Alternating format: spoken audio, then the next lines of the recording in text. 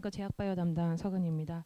헬스케어 업종 하반기 전망에 대해서 말씀드리도록 하겠습니다. 결론부터 말씀드리면은 사실 저는 3분기까지는 굉장히 좋을 거라고 생각을 해요. 근데 이제 3분기 이후부터는 좀 지켜봐야 된다라고 보고 있습니다. 3분기까지 왜 좋은지에 대해서 말씀을 좀 드리도록 할게요. 최근 3월 달부터 코로나19 감염으로 인해서 이제 불확실성이 확대가 된 상황인데요. 하지만 코로나 치료제로 렘데시비르도 어느 정도 이제 임상 측면에서의 성공을 보여줬기도 하고, 그 다음에 백신인 mRNA-1273도 백신으로서의 개발 가능성을 어느 정도 제시는 했다라고 생각을 하고는 있습니다. 그 때문에 치료제, 백신 둘 다 이제 개발이 성공이 될 가능성이 높기 때문에 이런 부분이 좀 불확실성을 해소하지 않았나라고 생각을 하고 있어요. 코로나19 사태가 헬스케어 업종에 미치는 영향은 사실 미미할 뿐만 아니라 오히려 저는 수혜주가 있다고 생각을 하고 있습니다. 대표적인 수혜주가 삼성바이오로직스 그리고 셀트리온 그룹이라고 생각을 하고 있습니다. 특히 삼성바이오로직스는 CMO 쪽으로 해서 코로나19 사태로 인해서 저희 아시아 소재지 쪽으로의 수주가 굉장히 늘어난 상황이고요. 셀트리온 그룹 같은 경우에는 램시마 피하주사 제형에 대해서 이 병원 방문으로 인한 감염 위험성이 높아졌기 때문에 이런 피하주사 제형에 대한 선호도가 높아짐에 따라 앞으로 좀 매출에 대한 전망이 상향 조정될 가능성이 높다라고 생각을 하고 있습니다. 물론 밸류에이션은 굉장히 부담스러운 상황이에요. 하지만 성장성 측면에서는 계속적인 이제 밸류에이션 리레이팅은 나타날 수 있다라고 보고는 있습니다.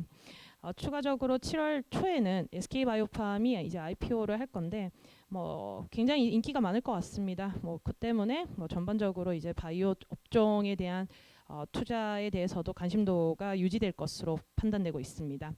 먼저 삼성바이오로직스에 대해서 간단하게 말씀을 드리면은 아시다시피 삼성바이오로직스는 항체 의약품에 대해서 고객사가 개발을 하게 되면은 그 고객사의 수주 기반으로 삼성바이오로직스의 공장에서 위탁 생산을 하는 사업을 영위를 하고 있습니다. 위탁 생산 사업은 결국은 사실 고객사의 스케줄에 맞춰서 운영이 되기 때문에 2020년도 같은 경우에는 기존 고객사의 물질 생산과 관련된 배치 생산 스케줄이 변화가 없기 때문에 일단 실적 부분은 2020년 실적은 크게 코로나로 인해서 영향은 없다라고 보시면 될 것 같고요. 오히려 코로나19로 인해 가지고 현재 저희가 전망했던 3공장 수주가 굉장히 빨리 찬 상황입니다. 이 부분에 대해서는 뒤쪽에서 좀 구체적으로 말씀드리도록 하겠습니다. 셀트리온 그룹도 이 바이오시밀러 관련해 가지고 자가면역 질환 치료제 그리고 항암제 관련된 포트폴리오를 보유를 하고 있기 때문에 사실 전반적으로 의약품에 대한 수요 자체가 빠질 것으로 생각을 하진 않아요. 그렇기 때문에 2분기도 이 셀트리온 그룹의 바이오시밀러 자체에 대한 매출은 오히려 성장할 것이다 라고 보고는 있습니다. 아까 말씀드렸던 램시마 SC는 지난 2월부터 이제 유럽에서 런칭이 됐는데 이 코로나19로 인해서 온라인 마케팅으로 활동이 대체가 된 거예요. 그래서 마케팅 활동이 좀 부족할 수도 있기 때문에 이 매출이 좀 부진한 게 아닌가라는 시장에서의 우려가 있지만 오히려 아까 말씀드렸던 대로 병원 방문을 해야 되는 상황이기 때문에 병원 방문을 자제해야 되는 상황이기 때문에 IV라고 해서 정맥 주사 제형의 의약품보다는 환자가 직접 투약할 수 있는 피하주사 제형 SC에 대해서 훨씬 더 선호도가 높아질 것이다 라고 보고는 있습니다. 제약바이오도 코로나19로 인해 가지고 외래 환자 수가 감소해서 이 실적 측면에서의 우려가 있지 않을까라고 생각을 하는데 사실 필수 의약품에 대한 매출은 오히려 견고하게 성장할 것으로 보고 있습니다. 특히 만성질환 관련해서는 장기 처방을 요구를 많이 하는데 장기 처방이 지난 이제 1, 2분기에 굉장히 많이 된 상황이라고 보시면 될 것 같아요. 일반 의약품 같은 경우에는 매출 감소가 다소 예상은 되지만 그렇게 크게 영향을 받는 것은 아닌 것으로 확인이 되고 있습니다. 먼저 코로나 관련해서 간단하게 업데이트를 드리도록 하겠습니다. 5페이지를 봐주시면은 사실 왼쪽이 이제 치료제 개발 일정이고 오른쪽이 이제 백신 개발 일정인데요. 먼저 치료제 개발 일정을 봐주시면은 렘데시비르가 사실 임상 3상을 완전히 성공했다라고 얘기는 할 수는 없어요. 사실 가장 중요한 거는 치사율에 대한 변화인데 렘데시비르를 투약을 한다 하더라도 대조군 대비했었을 때 유의하게 치사율을 낮춰주진 못했습니다. 독감이랑은 조금 다른데요. 독감 같은 경우에는 사실 치사율이 0.1% 내외이기 때문에 타미플루라는 약이 치사율을 변경하는데 낮춰주는데 크게 의미는 없었어요.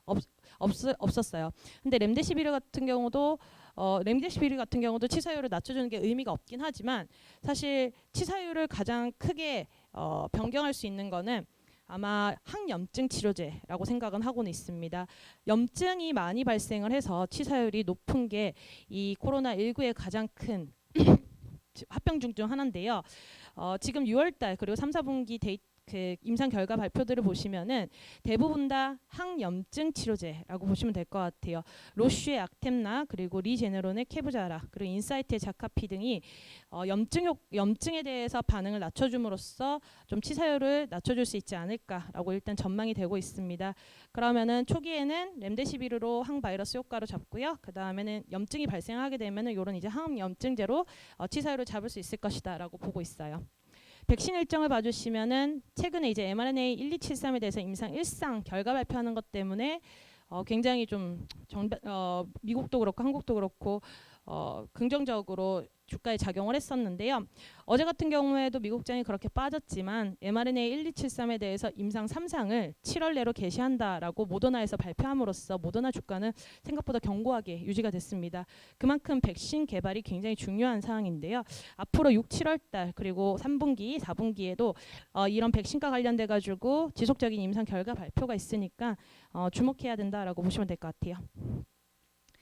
먼저 삼성바이오로직스부터 말씀드리도록 하겠습니다.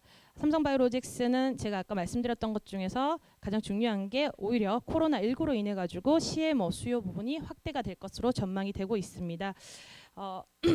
가장 큰 이유가 9페이지로 와주시면은 상반기에 코로나가 발생한 이후부터 현재까지 삼성바이오로직스가 수주를 받은 현황인데요. 굉장히 큰 규모의 수주들이 수주임을 저희가 확인을 할 수가 있습니다. 원래 1, 2공장 같은 경우에는 이미 수주가 차 있고 풀 가동 상태예요. 가동이 이제 완전히 돌아가고 있는 상태고 3공장 같은 경우에는 원래 1분기 기준으로 해가지고 수주가 20% 내외로 차 있었습니다. 기존에 이제 코로나 터지기 전에 목표는 2020년도 말 기준으로 수주를 60% 이상 채우겠다. 그리고 2021년도에 수주를 다 채우겠다 였습니다. 하지만 코로나가 터지면서 굉장히 수주가 많이 몰렸어요. 첫 번째 이유가 미국이랑 유럽 쪽에서는 의약품에 대해서 안정적으로 공급을 하기 위해서 유럽 소재 또는 미국 소재 제약사들이 아시아 소재의 CMO 업체에 듀얼 소싱으로 해서 위탁 수요가 늘었다라고 보시면 될 것 같고요. 두 번째 이유는 지금 코로나 관련해 가지고 신약 개발하는 그 기본 플랫폼이 거의 다 항체라고 보시면 될 것 같아요. 대표적으로 4월 달에 계약한 비어바이오 테크놀로지 같은 경우에도 항체 기반으로 해서 현재 코로나 치료제를 개발하고 있습니다. 즉 코로나 치료제에 대해서 개발이 늘어날수록 항체에 대해서 생산 수요도 늘어나기 때문에 저희 쪽으로도 수주가 몰리는 현상이다라고 보시면 될 것 같아요. 그래서 3공장 같은 경우에는 거의 수주가 찬 상황이고요. 지금 이제 4공장을 언제 지어야 될지에 대해서 좀 고민을 해야 됩니다. 10페이지를 봐주시면은 CMO 쪽으로 해서 2020년도가 굉장히 독특한 한 해인데 이전까지는 사실 CMO에 대한 공급이 좀 넉넉한 상황이었어요. 근데 2020년 와서 CMO의 공급 쪽이 굉장히 타이트해졌습니다. 올해 1월 달에 JP모건에서 CMO 업체 중 대표적인 기업이 이제 론자인데 론자가 자기네들 수주가 다 찼으니 추가적으로 증설 계획이 있다라고 밝혔습니다. 그래서 오른쪽 표를 봐주시면은 론자의 이제 증설 계획들인데요. 이 시점에 이제 공장이 지어진다라고 보시면 될 것 같아요. 2020년부터 2022년까지 17만 리터 정도의 증설 계획이 있는 것을 확인할 수가 있습니다. 베링거 인게라임도 대표적인 CMO 업체인데 2020년부터 2022년까지 16만 7천 리터 정도 증설 예정이 있어요. 우씨는 사실 CMO 업체는 아니고 CDO 업체여서 5만 리터 되게 소규모의 공장을 가지고 있습니다. 하지만 앞으로 좀 CMO 쪽으로 사업부를 확대를 하려고 하고 있고 2021년부터 2023년까지 추가적으로 21만 리터를 증설할 것으로 보입니다. 그래서 2020년도에는 사실상 대량 생산이 가능한 CMO 업체가 삼성바이오로직스밖에 없는 상황이고, 아까 말씀드렸던 저희가 예상하지 못했던 코로나 사태로 인해서 이 대량 생산과 관련된 CMO 업체의 수요가 갑자기 늘어났어요. 그렇기 때문에 삼성바이오로직스 쪽으로 수주가 몰릴 수밖에 없었고, 그래서 3공장은 거의 다 찬 상황이고 이제는 좀 4공장을 지어야 되지 않을까라고 보고 있습니다. 4공장은 원래 계획했던 거는 2022년도부터 설립을 시작을 해서 2025년도에 완공하는 게 목표였는데 아마 좀 더 빨라질 것으로 보고 있어요. 그래서 4공장에 대한 설립이 저희가 생각했던 것보다 1, 2년 이상 빨라지게 되면은 실적 추정에 대한 전망치도 좀 바뀌어야 되지 않을까라고 생각하고 있습니다. 3분기에 또 추가적으로 있을 이벤트가 바이오젠하고 관련되어 있는데요. 바이오젠의 알츠하이머 치료제인 아두카누밥에 대해 가지고 FDA 허가 신청이 있을 것으로 보고 있습니다. 이 알츠하이머 치료제는 굉장히 오랜만에 이제 FDA 허가를 받을 것으로 기대가 되고 있는 치료제인데요. 그렇게 되면은 현재까지는 알츠하이머 치료제에서 유의하게 작동하고 있는 약이 없기 때문에 아두카누밥에 대한 수요가 많을 것으로 보고 있고, 그에 따라서 당연히 공급량도 많아질 것으로 기대를 하고 있습니다. 현재는 바이오젠이 노스캐롤리나에 있는 9만 리터짜리 규모의 공장에서 생산을 초기에 하려고 하고 있고요. 만약에 이제 좀 생산량이 부족하다라고 하면은 스위스에 있는 14만 4천 리터짜리 규모에서 생산을 좀 하려고 하고 있습니다. 하지만 마찬가지로 또 의약품에 대해서 안정적인 생산이 필요할 수 있기 때문에 충분히 삼성바이오로직스에도 세컨 벤더로서 수주를 맡길 수 있다라고 시장에서는 해석을 할 수 있어요. 그 외에도 중장기 이제 성장성을 전망을 해보면은 우씨의 CDO 사업과 같이 삼성바이오로직스도 CDO 사업을 통해 가지고 좀 매출 성장을 할 수 있지 않을까라고 생각을 하고 있습니다. 왼쪽의 표를 보시면은 우씨바이오가 어떤 식으로 성장했는지를 확인을 할 수가 있는데요. 2014년부터 2019년까지 거의 CAGR 50%로 성장을 한 기업이에요. 무슨 사업을 하고 있냐면은 CDO 사업을 하고 있습니다. CMO 사업하고 CDO 사업의 차이는, CMO 사업은 고객사가 이 항체의약품이라는 것을 생산하기 위해서 세포주까지 개발을 하고 임상을 이 고객사가 진행을 하는 거예요. 그러면 CMO 업체는 단순하게 위탁 생산만 해주는 거라고 보시면 될 것 같습니다.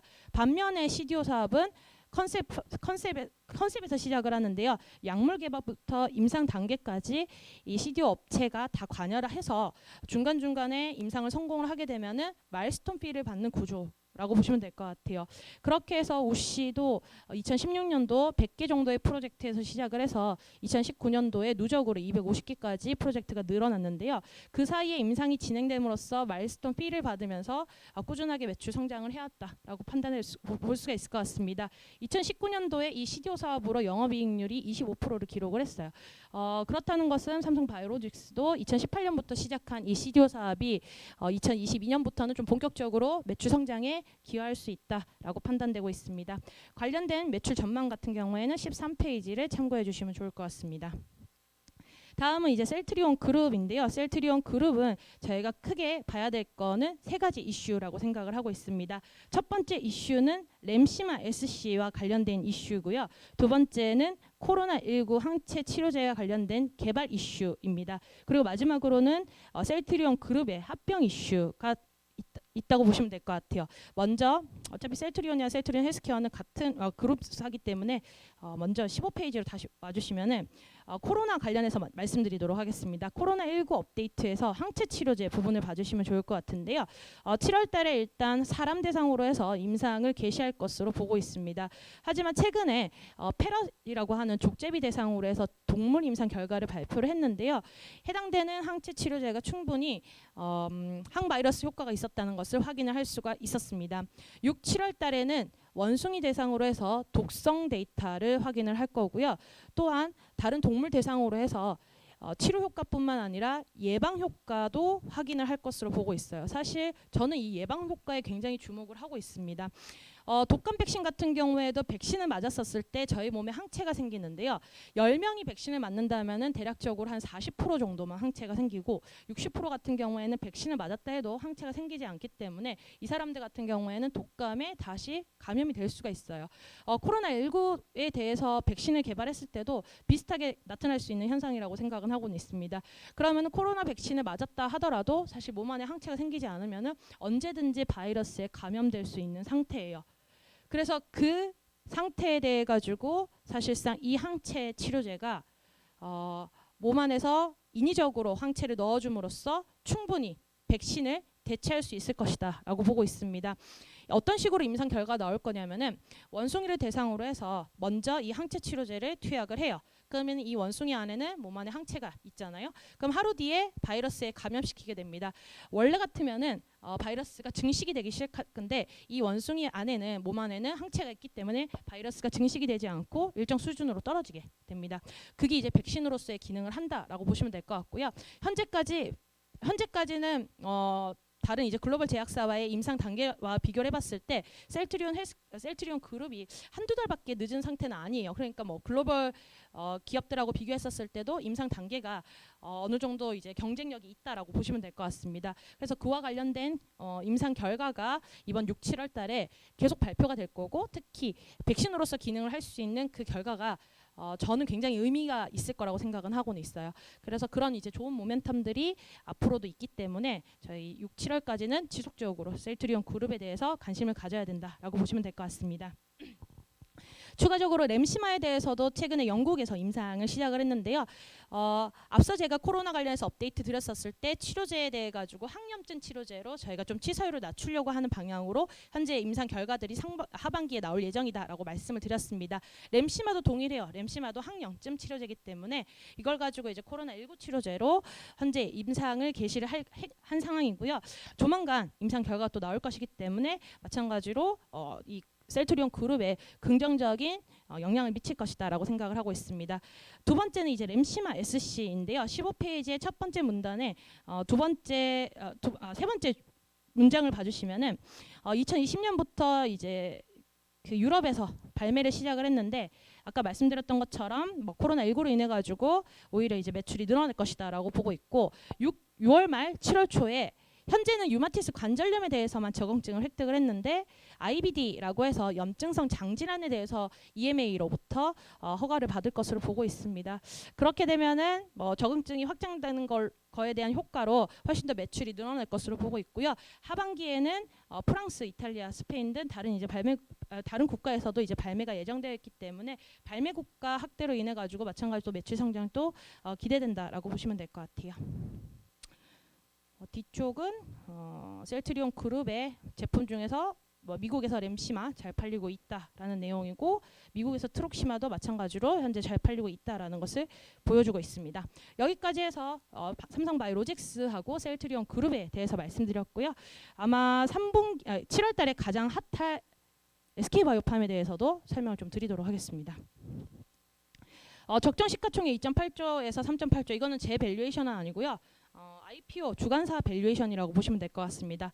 밸류에이션을 한 방법은 EV 파이프라인이라고 하는 방법이에요. 이게 EV 파이프라인이 사실 SK바이오팜에서 처음 쓴 게 아니라 삼성바이오로직스가 상장할 때 삼성바이오에피스에 대한 가치 평가도 이 EV 파이프라인을 통해서 했다라고 보시면 될 것 같습니다. 어떻게 하냐면은 먼저 그 각각의 회사의 파이프라인에 대해 가지고 기대 시장 규모라는 것을 구하게 됩니다. 여기 보시면은 기대 시장 규모를 이제 구하는 방법이 있는데요. 그 약이 타겟하고 있는 시장 전체 규모를 현재 진출해 있는 오리진의 의약품의 개수로 나누게 됩니다. 그리고 그 제품의 임상 단계별 상업화 확률을 곱해줘서 구하는 게 기대 시장 규모라고 보시면 될 것 같아요.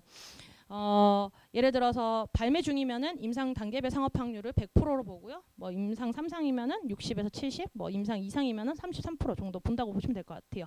그렇게 해서 이제 기대 시장 규모를 구할 수가 있는데 먼저 SK바이오팜의 기대 시장 규모를 구하기 전에 SK바이오팜의 피어가 될 기업들을 먼저 선정을 하게 됩니다. 뭐 이런 이제 분류 기준을 통해 가지고 최종적으로 4개 업체가 선정이 됐는데요. 이 4개 업체에 대해서 각각의 회사가 가지고 있는 파이프라인에 대한 기대 시장 규모를 구했습니다. 그렇게 한 다음에 시가총액에서 순차익금을 제외를 하고 기대 시장 규모로 나누게 되면은 EV 파이프라인이라고 하는 배수를 구하게 돼요. 이 EV 파이프라인이 의미하는 EV 파이프라인이라고 하는 배수가 의미하는 바는 이 기대 시장 규모, 파이프라인의 기대 시장 규모가 시가총액에 반영되어 있는 정도를 의미한다라고 보시면 될 것 같습니다. 그렇게 해서 평균적으로 배수를 구하게 되면은 7.2배가 나온 것을 확인할 수가 있습니다. 이건 이제 피어 그룹의 평균 EV 파이프라인의 배수라고 보시면 될 것 같고요. 그 다음에 SK바이오팜의 기대 시장 규모를 구하는 방법에 대해서 말씀을 좀 드리도록 하겠습니다. SK바이오팜의 파이프라인이 여러 개가 있지만 그 중에서도 이상인 제품에 대해서만 기대 시장 규모를 구했어요. 가장 대표적으로 뇌전증 치료제인 세노메이트에 대해서 기대 시장 규모를 4,600억 원 산출을 했습니다. 이건 이제 산출하는 방법이 뇌전증 치료제 시장이 6조 원 시장이고요. 거기에 진출해 있는 의약품 개수가 13개여서 13개로 나눈 다음에 현재 세노베이트에 대해서 출시 단계여서 성공 확률 100%를 곱했다라고 보시면 될 것 같아요. 그 다음 두 번째가 솔리암페톨인데 이 솔리암페톨은 기면증 또는 OSA가 폐쇄성 무호흡증이라고 하는 질환인데 이 질환에 대해 가지고 현재 SK바이오팜이 직접 판매를 하는 게 아니라 파트너사인 재즈 파마스티컬이 판매를 하고 있습니다. 이 솔리암페톨에 대한 기대 시장 규모는 1,200억 원 정도인데요. 구하는 방법은 기면증 시장 2조 원, 거기 진출해 있는 약 1개여서 나눠서 1개, 그 다음에 성공 확률 출시되었기 때문에 100%, 그 다음에 저희가 직접 판매를 하는 게 아니라 재즈사로부터 로열티 수익을 받기 때문에 6%를 반영을 했습니다. 그 다음은 이제 임상 2상 단계에 있는 가리스바 웨이트인데요. 희귀 대장증인 레녹스 가스토라고 하는 증후군에 대해서 현재 임상을 하고 있습니다. 임상 2상 단계이기 때문에 33.3%를 반영을 한 것을 확인할 수가 있습니다. 이렇게 해서 파이프라인 3개를 다 합쳤을 때 합계가 6,600억 원이 나오고요. 여기에 이제 아까 말씀드렸던 피어 그룹의 EV 파이프라인 배수인 7.2배를 곱해주게 됩니다. 그렇게 해서 산출된 가치가 4.8조 원 정도예요. 선차입금을 제외를 하고 할인율 18에서 40%를 반영해서 시가총액 밴드가 2.8조에서 3.8조가 나온 것을 확인할 수가 있습니다. 이런 이제 밸류에이션 방법은 사실 타겟하는 시장에서 이 오리지널 의약품들이 동일하게 균일하게 시장 점유율을 가져간다라는 것이 반영이 돼 있어요. 하지만 실제 시장 같은 경우에는 임상 결과가 좋은 제품들이 훨씬 더 많은 시장 점유율을 가져올 수가 있습니다. 그 말 뜻은 세노메이트나 솔리암페톨이 현재 진출해 있는 의약품들 대비해서 임상 결과가 우위에 있으면은 더 높은 기대 시장 규모가 사실 나올 수가 있다라고 보시면 될 것 같아요. 그거를 감안하게 되면은 현재 시가총액 밴드보다 훨씬 더 높게 상장 후에 높게 시가총액이 형성이 될 것으로 기대는 하고는 있습니다. 공모개요는 그냥 참고를 해주시면 좋을 것 같고요. 간단하게 이 SK바이오팜이 가지고 있는 파이프라인에 대해서 좀 설명을 드리도록 하겠습니다. 대표적으로 아까 말씀드렸던 솔리암페톨이라고 하는 제품이 있는데요. 여기 이제 브랜드명이 수노시라고 하는 브랜드명으로 팔리게 됩니다. 기면증이라는 거는 알 수 없는 이유 때문에 저희가 끊임없이 잠이 오는 현상을 얘기를 하는데요. 기면증이 동반되는 그 증상이 두 가지가 있습니다. 첫 번째가 주간 과다 졸림증, 주간에 되게 많은 졸림증을 유도를 해요. 두 번째는 탄력 발작이라고 해서 근육에 힘이 빠져가지고 쓰러지는 경우가 있다라고 보시면 될 것 같습니다. 그래서 사실 기면증 치료제라고 하면은 대표적인 약이 자이렘이라는 약이 있는데 재즈사가 판매하는 약입니다. 그 재즈사가 판매하는 자이렘은 기면증과 관련돼 가지고 주간 과다 졸림증 플러스 탄력 발작에 대해서 모두 효과가 있는 약이에요. 하지만 수노시 같은 경우에는 FDA로부터 허가받은 적응증이 사실 탄력 발작에 대해서는 받지는 못했습니다. 그냥 기면증과 관련돼서 주간 과다 졸림증에 대해서만 허가를 받았다라고 보시면 될 것 같아요. 그 부분이 조금 자이렘하고 차이가 있는 부분이고요. 두 번째 또 차이가 있는 부분이 자이렘은 폐쇄성 무호흡증과 관련되어 있는 주간 과다 졸림증에 대한 치료제로는 허가를 못 받았습니다. 하지만 이 수노시 같은 경우에는 폐쇄성 무호흡증, 잘 때 기도가 막혀가지고 뇌에서 저산소증이 나타나서 그 다음날 주간 과다 졸림증이 나타나는 거에 대해서 유일하게 허가받은 치료제이기 때문에 아마 이쪽으로 훨씬 더 매출이 잘 나올 것으로 보고 있고요. 그 때문에 매출 전망도 사실 기면증과 관련되어 있는 매출보다는 이 OSA, 폐쇄성 무호흡증과 관련된 매출에 대해서 훨씬 더 공격적으로 전망을 하고 있습니다. 두 번째 제품인 세노메이트 같은 경우에는 뇌전증, 간질과 관련돼 있는 건데요. 일반적으로 뇌전증 같은 경우에는 증상이 발작 증상이 있습니다. 발작 같은 경우에는 크게 두 가지로 나눠볼 수가 있는데요. 부분 발작이란 전신 발작으로 나눠볼 수가 있습니다. 현재 세노메이트 같은 경우에는 부분 발작을 가진 성인 환자 대상으로만 처방이 가능해요. 그래서 사람들이 염려를 하는 게 그러면 전신발적으로는 처방이 안 되기 때문에 가져올 수 있는 시장이 적은 거 아니냐라는 우려가 있는데 사실 의사들은 부분발작, 전신발작 크게 구분하지 않습니다. 그래서 부분발작에 대해서만 허가를 받았다 하더라도 저는 크게 이제 매출 성장에는 무리가 없다라고 생각을 하고 있어요. 그래서 이 세노메이트에 대해서는 2030년 기준으로 해가지고 10억 달러 정도의 매출을 이뤄낼 것으로 보고 있습니다. 이미 뭐 두 제품 다 미국에서 판매를 하고 있기 때문에 뭐 또 시장에서의 또 다른 우려 같은 경우에는 그러면은 앞으로 상장 이후에 뭐 어닝 모멘텀은 어차피 낮을 것이고 왜냐하면은 미국에서 판매를 하기 위해서는 초기에 이제 보험사에 많이 진입이 돼야 되는데 보험사에 진입을 해서 이 약에 대해서 환자들의 노출도를 올리려면은 할인 쿠폰을 되게 많이 발행을 해요. 그래서 할인 쿠폰을 발행하는 것 때문에 회사로 직접적으로 인식되는 매출 규모는 사실 그렇게 크진 않습니다. 반면에 앞으로 저희가 봐야 되는 거는 처방 볼륨의 성장성이라고 보시면 될 것 같아요. 앞으로 QOQ로 이 해당되는 제품들의 처방이 어느 정도 성장할 것인가를 좀 트래킹을 할 필요가 있을 것 같습니다. 그 외에도 되게 주요한 카탈리스트들이 많아요. 첫 번째가 이 수노시라고 하는 수면장애 치료제와 관련해가지고 임상 3상이 추가적으로 들어갑니다. 2020년도 중반에 이 우울증과 관련되어 있는 주간 가다 졸림증에 대해서 임상 3상을 게시를 할 거고요. 그 다음에 세노베이트 엑스코프리라고 하는 제품으로 해서 내년 상반기에 유럽에서 허가를 받을 것으로 기대를 하고 있습니다. 그 외에 이제 다른 파이프라인인 카리스마 메이트에 대해서도 올해 임상 1, 2상을 완료를 하고 내년에 임상 3상을 진행을 하게 되면은 아마 FDA 허가 신청하는 시점은 2024년 그리고 허가를 받는 거는 2025년 정도로 보고 있어요. 그 외에도 SKL20540이라고 하는 제품에 대해서도 올해 임상이 완료가 될 예정에 있습니다. 뭐 이렇듯 이제 향후 1년 동안은 꾸준히 이제 카탈리스트가 있을 것으로 보고 있기 때문에 뭐 악재는 제가 생각했을 때는 11월 달에 있을 미국 대선 외에는 뭐 딱히 없을 것이다 라고 생각을 해서 앞으로도 상장 이후에도 계속 좋은 주가 흐름 이어질 것이다 라고 보고는 있어요. 아까 이제 제가 간단하게 말씀드렸던 부분이 뭐 SK바이오팜 여기 부분에 이제 한 장이 정리되어 있는 것을 확인할 수가 있습니다. 여기까지가 SK바이오팜이고요. 제약업종에 대해서 좀 말씀드리도록 하겠습니다. 사실 제약업종 중에서 가장 좋아하는 종목은 유한양행이에요. 나머지 기업들도 좋아는 하는데 일단 유한양행에 대해서 말씀드리도록 하겠습니다. 전 유한양행이 보유한 레이저 티닙에 대해서 굉장히 좋게 생각을 하고 있습니다. 이 레이저 티닙 같은 경우에는 크게 단독요법으로 임상이 진행이 되고 있는 것도 있고 병용요법으로 해서 임상이 진행되고 있는 것이 있어요.